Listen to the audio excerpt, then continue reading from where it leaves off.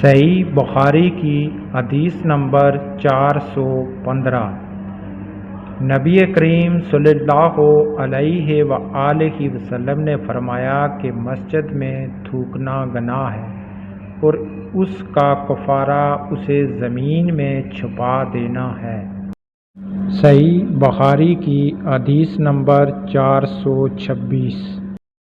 رسول اللہ صلی اللہ علیہ وآلہ وسلم اپنے تمام کاموں میں جہاں تک ممکن ہوتا دائیں طرف سے شروع کرنے کو پسند فرماتے تھے، طہارت کے وقت بھی، کنگھا کرنے اور جوتا پہننے میں بھی۔